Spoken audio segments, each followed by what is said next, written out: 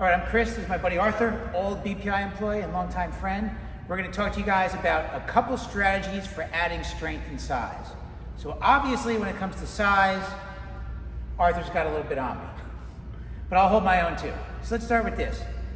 Great question, because when I met you, you were like 16, I think, and deadlifting at least 5 plates, maybe more. Have deadlifts always been one of your key strength exercises, and how do you feel about them now that you're not like a teenage kid anymore? They never were a core exercise, but especially being around you, you made me deadlift. So I just think I happen to be blessed with the deadlift.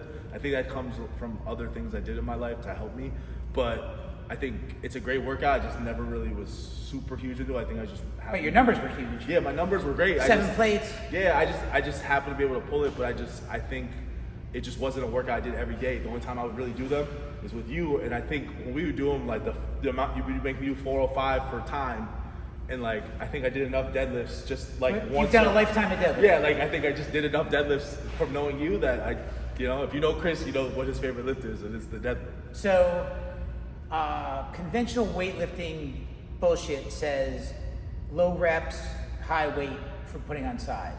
Do you believe in that, or how do you train?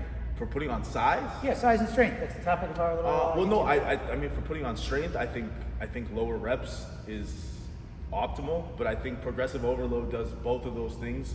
If you do 5 sets of 5, you can gain a lot more strength, but you won't gain a lot of size. But if you do progressive overload, I think over time you won't gain as much strength, but you will gain strength and you will put on a lot more size.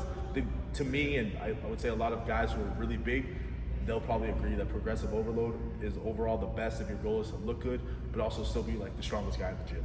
Ah, good point. Let me ask this one. What do you consider to have been a lagging body part, and what did you do to change it? For me, I always had smaller arms. Yeah. There was a while where I trained arms 4 times a week. Didn't do shit, but I tried it. You ever go through any of those trials and tribulations? Yeah, because when I lifted weights, it was all for athletics, so we never did arms. So I think when I came back from college, my shoulders, my back, my legs were really big, but my arms and my smaller muscles weren't big. So I think arms was something I lagged up until a couple of years ago, and I think all I did was change the rep range because I was training them heavy and was seeing nothing out of it. So I slowed down the speed. So before just going like this, I started controlling, squeezing at the top, going down, and I was hitting more 12 to 15, getting more of a pump, and it helped a lot, I think. I find muscles that have a very, I'm not going to try and sound smart, so I can say this without trying to sound pretentious. Muscles that have a very clear path of contraction, like biceps, just like this. When you're doing that, I like that slow and controlled. I do, and a little lighter, I feel it a lot. But then muscle groups, like we just talked about deadlifts, that maybe isn't just one specific thing. That's where I like to get a little bit heavy and maybe try and throw the weight around. Yeah. Because I'll feel that a little bit more as opposed to a single joint thing like this. Final question for you though.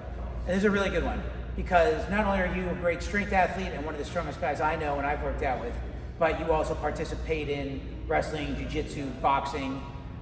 Any tips to people on how to balance not just fitness, but specifically being in the gym and trying to be strong with combat sports or other sports that might work contradictory to it? Just boxing alone, I know if I hit a heavy bag at 45 seconds, it feels like I'm holding lead pipes in my, how do you balance the two of them together? Well, one, I make sure that I stay relaxed. I think that's a big thing, especially you put on a lot of muscle. People are you're tensing up, and if you already have a lot of muscle, that's gonna go way faster.